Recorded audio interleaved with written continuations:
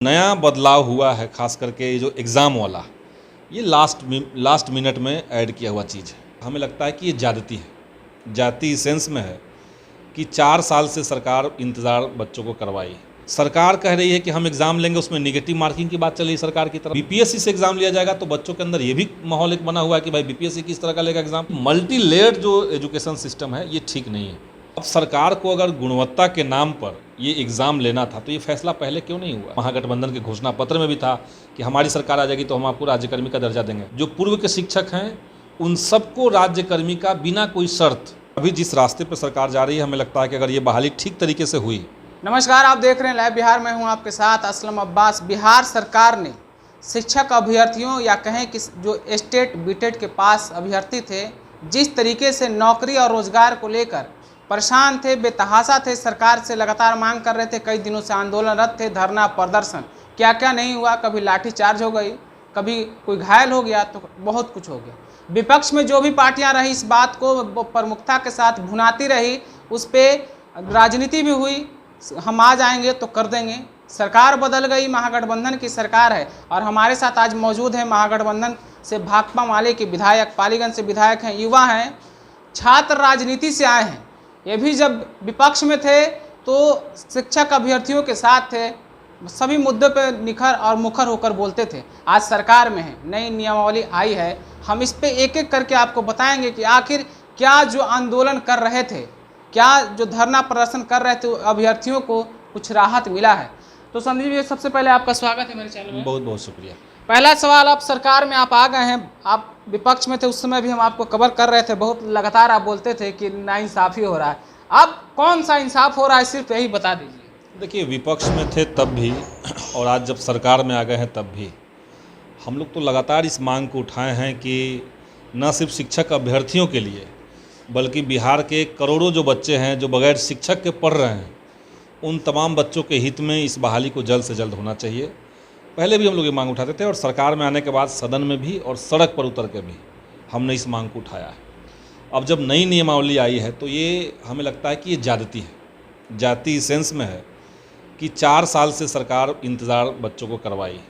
जो सीटेट बीटेड पास हैं, उर्दू बांग्ला के जो सीटेट पास अभ्यर्थी हैं या जो स्टेट के पास हैं, इन सारे अभ्यर्थियों को यही उम्मीद थी कि नियमावली आएगी, उसके बाद विज्ञप्ति आएगी, विज्ञप्ति के बाद हमें नौकरी मिलेगी।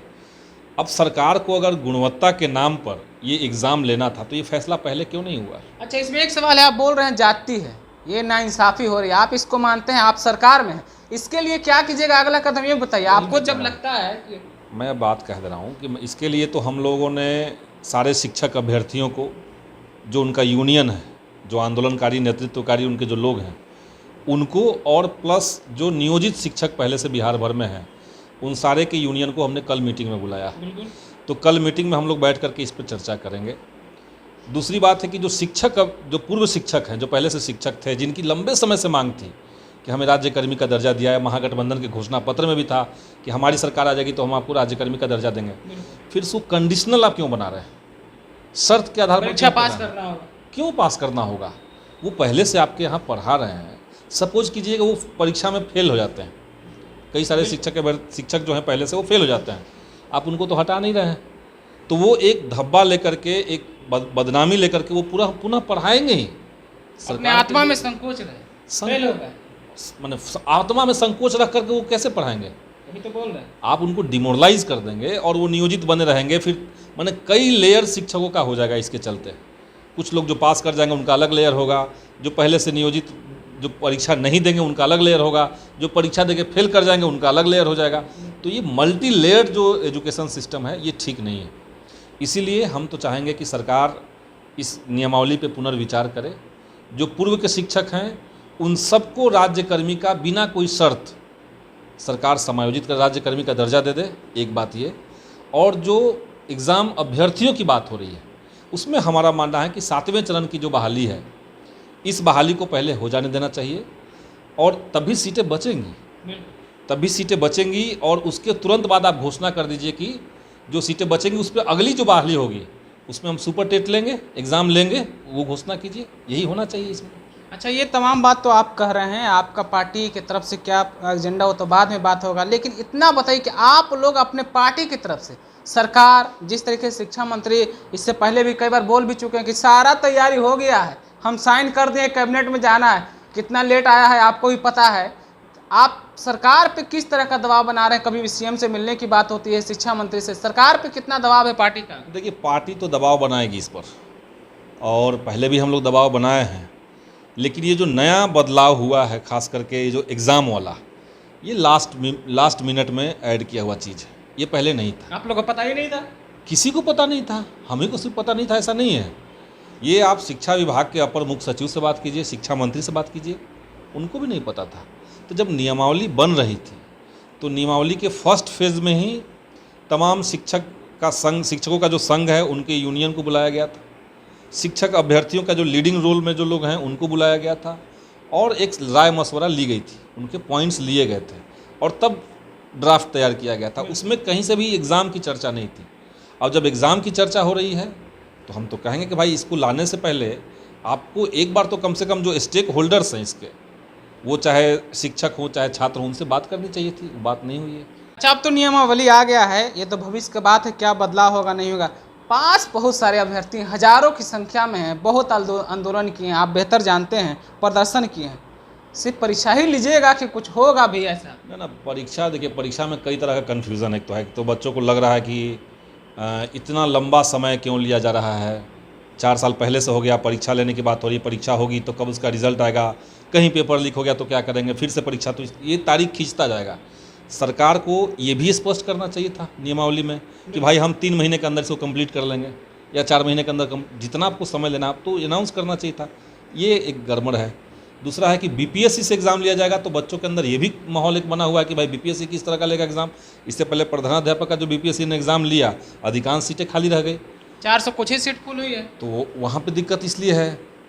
और एक अभ्यर्थियों को शंका इस बात का है कि भाई शिक्षकों को और छात्रों को एक ही उन्हीं पदों पर कंपटीशन में लाया जाएगा, तो अगर शिक्षक भर जाएंगे तो नया पद, वो नया रोज़गार कैसे कहलाएगा।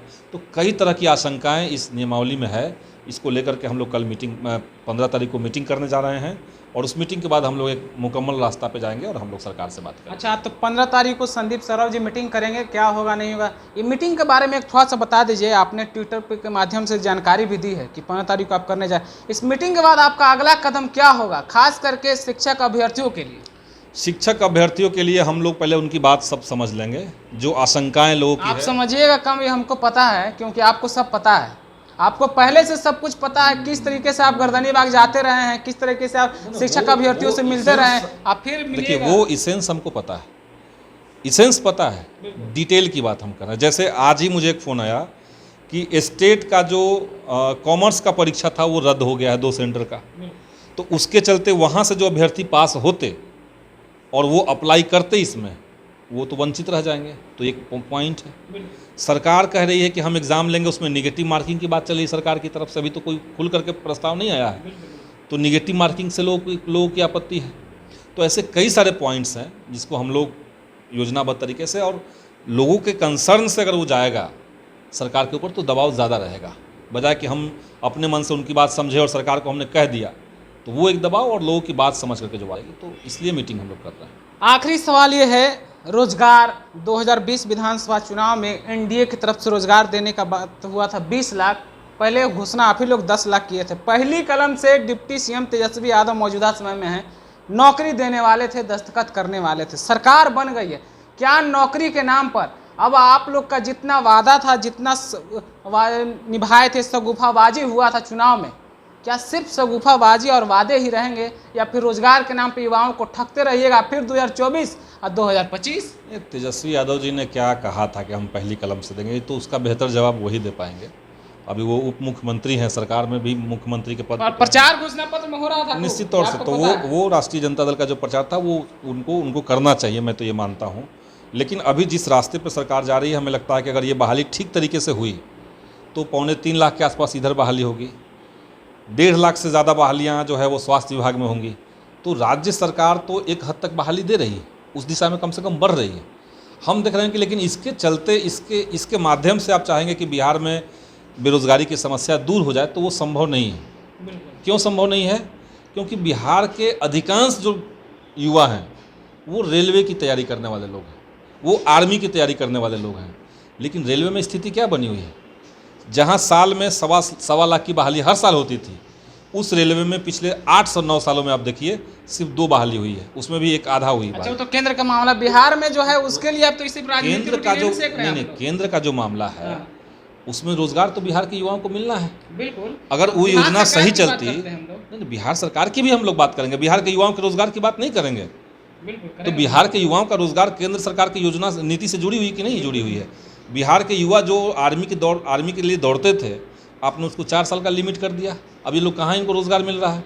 तो ऐसे कई सारी चीज़ें हैं। बिहार सरकार के ऊपर तो हमारा दबाव रहेगा रोजगार के लिए, लेकिन रोजगार का जो मुकम्मल एक रास्ता था जिसको कई तरह के आर्मी वालों में भी एक सवाल है संदीप जी, आपको याद होगा जिस तरह से अग्निवीर के लोग प्रदर्शन कर रहे थे, खुद आप लोग, आपके विधायक महबूब आलम लगातार बोल रहे थे FIR वापस ले लिया, आज तक FIR वापस नहीं हुआ, आपको पता है? नहीं, ये पता तो है हमें, लेकिन हमने तो मांग उठाई है, हमने सड़क पर भी ये मांग उठाई है और सरकार से भी मेरी बात हुई थी। तो शुरुआत में तो हमें लगा कि सकारात्मक है, लेकिन अभी तक बहुत अनफॉर्चुनेट है कि महागठबंधन की जब सरकार बन गई तब भी जो अग्निपथ आंदोलन में जो लोग थे, और कई एक के ऊपर फर्जी केस हैं, उसमें रैंडम तरीके से लोगों के ऊपर केस किए गए हैं, उसको वापस नहीं लिया गया है। ये मांग पे हम लोग हैं, ये मांग हम लोग उठा रहे हैं। बिल्कुल।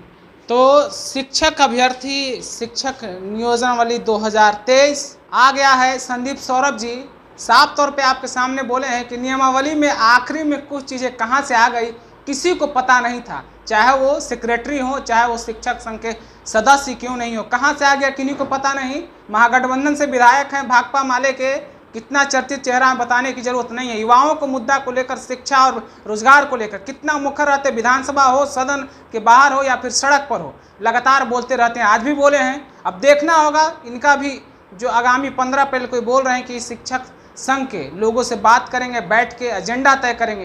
क्या एजेंडा तय होगा, क्या नियमावली में कुछ संशोधन सरकार फिर करने वाली है, क्या कुछ राहत मिल जाएगा युवाओं को, क्या बेरोजगार लोग जिस तरीके से नौकरी, राजकर्मी और शिक्षक का इंतजार कर रहे थे, क्या कुछ बदलाव होने वाला है, ये सब वक्त के साथ आपको जरूर हम बताएंगे। अभी आपने संदीप सौरभ को सुना है, इस बारे में, इनके बारे में क्या कमेंट रखते हैं, क्या राय रखते हैं, कमेंट बॉक्स में हमें ज़रूर शेयर कीजिएगा। आपको हम फिर से इनसे मिलवाने की और सुनाने की आपको कोशिश करेंगे। आपका बहुत बहुत शुक्रिया। लाइव बिहार YouTube पर सब्सक्राइब और Facebook पर लाइक जरूर करें।